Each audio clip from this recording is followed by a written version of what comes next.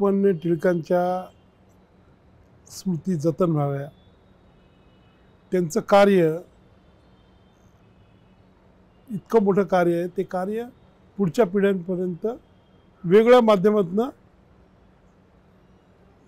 पोहोचलं जावं, ते लेखामधून सगळ्या याच्यातनं पोहोचतं. तसंच चित्रकला हे असं माध्यम आहे की चित्राच्या माध्यमातून देखील ते पुढे गेलं पाहिजे. तर या दृश्यकलेचा योग्य उपयोग करून हे लोकमान्य टिळक तसंच व्ही यांच्या संयुक्त विद्यमाने जे काही प्रदर्शन इथे भरवलेलं आहे, 36व्या ऑल इंडिया आर्ट एक्झिबिशन, त्या एक्झिबिशनच्या उद्घाटनासाठी मी आज इथे आलो होतो. मी बघितलेल्या कलाकृती ह्या खरोखर खूप सुंदर आहेत. त्याच्यामध्ये पोर्ट्रेट्स आहेत, लँडस्केप आहेत, प्रिंट आहेत, काही क्रिएटिव्ह वर्क्स आहेत, चारकोलचे पेन्सिल ड्रॉइंग्स आहेत. ते हे विविध प्रकारच्या कलाकृतींनी सजलेलं असं एक अतिशय वेगळं असं प्रदर्शन आहे. आवर्जून भेट द्यावी, या कलाकृतींचा आस्वाद आनंद घ्यावा असं हे प्रदर्शन आहे. या प्रदर्शनामुळे नवोदित जे कलावंत आहेत, जे स्टुडंट आहेत, विद्यार्थी, त्यांनी जर हे प्रदर्शन बारकाईने बघितलं तर मला असं वाटतं की त्यांच्या ज्ञानामध्ये नक्कीच अशी भर पडेल की जे त्यांच्या स्वतःच्या कामामध्ये त्याच्यातनं काही जर उतरू शकले तर मला असं वाटतं की ती त्या स्वतःच्या कामामध्ये प्रगती साधू शकतात. हे प्रत्येक चित्र असं बोलकं आहे.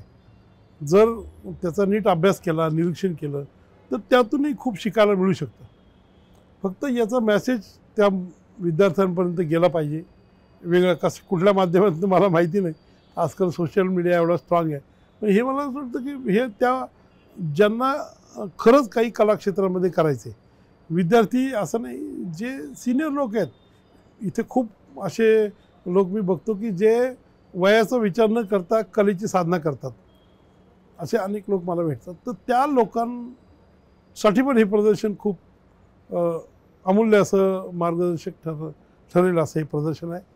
मला असं वाटतं ते सगळ्यांनी बघावं. त्याच्यामधली प्रत्येक कलाकृती ही वेगळा संदेश, वेगळा मेसेज घेऊन तुमच्यापर्यंत पोहोचते. तर तो जर आनंद तुम्ही घेतलात, या कलाकृतीमधनं जर तुम्ही काही तुमच्या कलाकृतीमध्ये सुधार होईल असं जर तुम्ही काही प्रयत्न केले तर मला असं वाटतं या प्रदर्शनाचं फलित त्याच्यातच आहे. अतिशय चांगलं प्रदर्शन आज इथे या टिळक स्मारक प्रांगणामध्ये तयार आहे.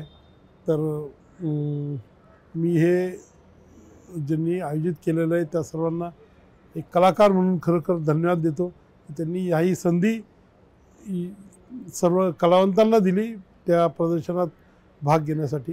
आणि जे लोक बघतील त्यांना देखील ही एक अतिशय चांगली अमूल्य अशी संधी आहे. तर त्याचा निश्चित चांगला उपयोग करून घ्यावा. आणि